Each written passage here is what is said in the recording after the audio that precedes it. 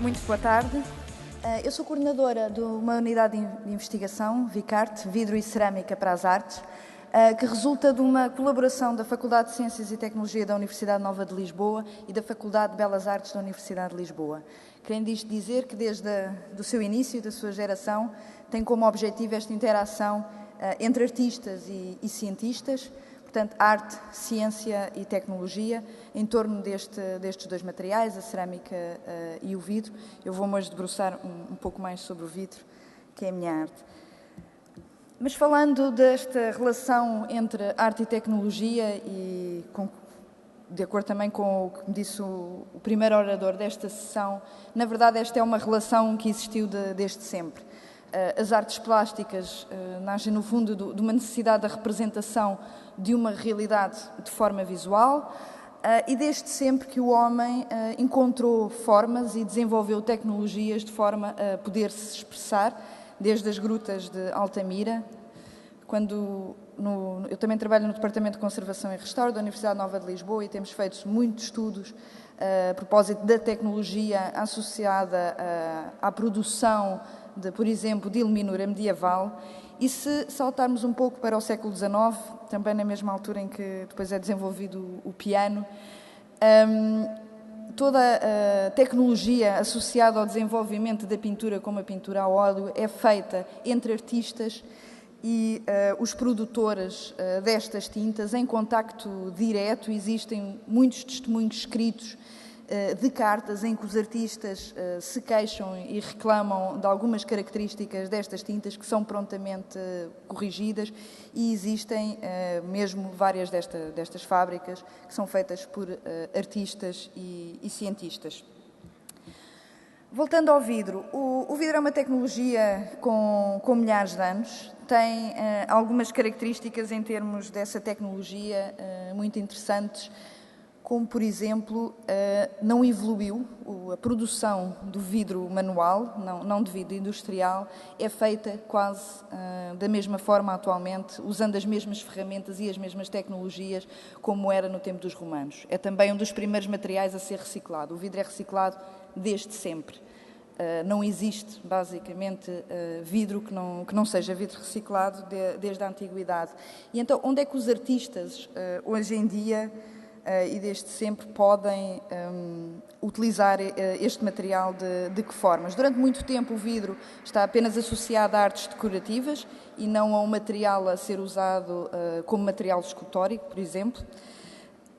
E durante muitos séculos estava associado ao virtuosismo, quando pensamos no vidro de Veneza e no vidro de Murano. Portanto, é quase uma performance. Dou-vos aqui um exemplo de uma peça que é feita numa técnica chamada Oreticello, que não sei se conseguem ver, mas que entre cada quadradinho tem uma bolha de ar, e isto era uma técnica que demorava uma vida quase a aprender, que é passada entre família ou aprendizes do estúdio, e que até hoje existe um grande conjunto de artistas do vidro que, no fundo, procura sempre este virtuosismo.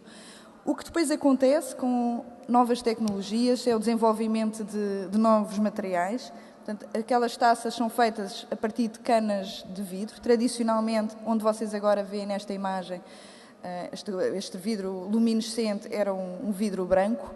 E, portanto, o que existem hoje são novas formas e novas cores com os materiais do desenvolvimento e que se podem usar de outra forma.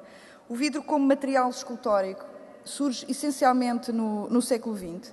Aparecem muitos estúdios, quer na Europa Central, quer nos Estados Unidos, onde dá início o Glass Movement, em que alguns vidreiros de fábrica começam em horas pós-laboral a querer fazer algo que não são as peças que depois são vendidas na fábrica, e no fundo a fazer o uso desses fornos. Ou mais tarde muitas dessas fábricas acabaram por encerrar e dar origem a pequenos estúdios, quer de arte, quer de design. Aqui mais um exemplo aqui do Cesare Toffolo, que é um artista de Murano, em que ele faz esta procura desde do virtuosismo, como esta taça de uma forma tradicional veneziana, e das novas peças escultóricas. Os artistas do vidro procuram usar estas propriedades ópticas, que se quer a transparência, e aí com o desenvolvimento da tecnologia, muita dela depois associada a telecomunicações, como os vidros ópticos, que passam a ser também eles usados por artistas, como um material em que se brinca com a transparência e a opacidade. Toda esta peça, portanto, são peças em vidro, mesmo a parte opaca. E existe, portanto, esta visão do vidro como um material que pode ser utilizado como escultores, por escultores, portanto, um novo material de expressão. A tecnologia aqui associada tem mais a ver com o desenvolvimento de novas propriedades ópticas ou de trabalho do próprio vidro, e é uma tecnologia que vem desde sempre existindo. Se a técnica, as ferramentas de trabalho do vidro não se alteraram muito, em termos das próprias formulações, das receitas, daquilo que é o material, houve muita evolução, e hoje o espectro de possibilidades para um artista são realmente imensas. Da minha experiência do trabalho na unidade de investigação relativamente a esta relação dos artistas com a tecnologia acaba por ser mais uma ferramenta, mais um material, como é a tinta, como é o barro ou como é o vidro. Muitos artistas fogem da tecnologia.